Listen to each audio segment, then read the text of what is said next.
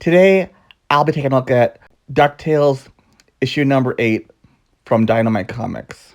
It was written by Brandon Montclair, with art by Tommaso Ronda, with the main cover being done by Ivan Bigarello. But this issue's copy is done by Tommaso Ronda. So far, Dynamite has done a pretty good job with their run of DuckTales comics. So we'll see if this issue can keep up the quality. It kicks off with Scrooge, Huey, Dewey, and Louie, classic character being reintroduced, Fenton Crackshell. We also get the name of the issue, which is DuckTales, starring Uncle Scrooge with Huey, Dewey, and Louie. Have no fear, Gizmo Duck is here. The group is flying through space on a spaceship as they head to the McDuck Meteor Mineral Mines. And you also get a quick reminder that Fenton Crackshell isn't just a regular accountant, but is actually Scrooge's #1 bodyguard and also the hero of Duckburg, Gizmo Duck. Which really, Huey, Dewey, and Louie shouldn't know that Fenton is Gizmo Duck, but I guess in this version they do. They arrive at the McDuck Meteor Mineral Mines and see that the operation is being manned by robots. Huey, Dewey, and Louie unload the Gizmo Duck suit, and this is where we find out why Scrooge had the suit and Fenton brought all the way out into space, since he wanted Gizmo Duck and the suit as far away from Duckburg as possible. We also find out the name of the ship that they came to here on, which is called the SS Moonraker, which is a nice little homage to the James Bond film Moonraker. And then we flash back to a few days ago, where Big Time Beagle and 2 other Beagles are robbing a bank, which Fenton just so happens to be moonlighting at. After a run-in with Big Time Beagle, Fenton is able to quickly change into the Gizmo Duck armor and go to work taking down the Beagle Boys. But after the dust settles, Gizmo Duck actually does more damage to the bank than the Beagle Boys did. And then we cut back to the present, where it looks like this mining operation is going to be Fenton's new job, where he's far enough away from anybody that he won't be able to do any actual real damage. But before you know it, the alarms ring out, and they rush out to see that their operation is being attacked by Duckbeard, who is a pirate with a laser cutlass, a mechanical peg leg, and a robotic arm and a robotic eye. Very much like Long John Silver from Treasure Planet.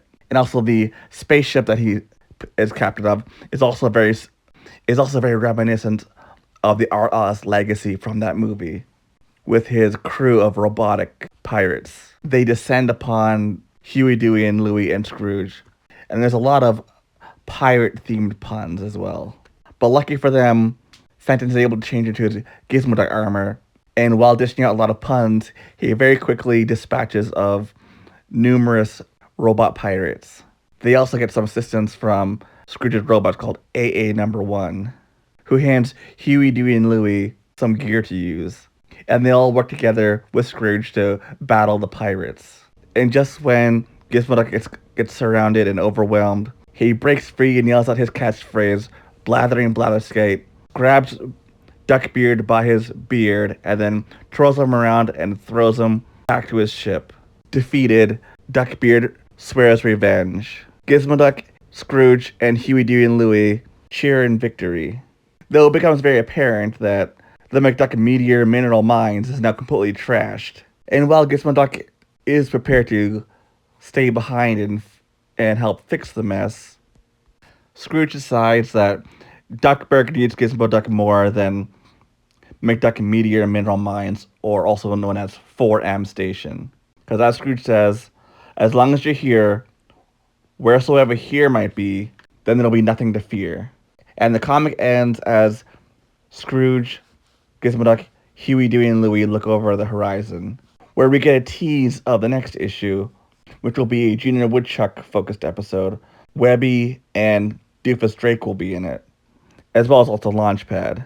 In this comic, I have some mixed feelings. The story itself is fine and works decently well, but the more you know of DuckTales lore, the more things are a little bit off. Like, for example, in the original show, Huey, Dewey, and Louie did not know that Fenton was Gizmo Duck. There was a whole episode about that in the original show. Fenton's characterization needed to be more neurotic, as well as also he would have brought up his mama at least a few times, and maybe even Gandra D. He was a fairly competent superhero, and was not an accident waiting to happen where he destroys more than what he protects. As well as also where 8 issues in, and Scrooge hasn't used any of his classic Scottish isms. In this issue, he's referred to as Uncle Scrooge, when Huey, Dewey, and Louie would never call him Uncle Scrooge. They'd call him Unca Scrooge. And Scrooge would never have sent Gizmo Duck slash Fenton to run some super remote mining operation in space. Fenton had done far more damage to Scrooge's operations in the past, and he never punished him that severely, even when he got mad at him. There's some interesting things about the villain, Duckbeard. In the end, he just comes off as a typical pirate-themed villain. Even him being a cyborg doesn't really come up, since he doesn't use his cyborg parts, really. So Duckbeard is kind of a forgettable villain whose plan isn't even made clear of why he's attacking this mining operation or what he wants.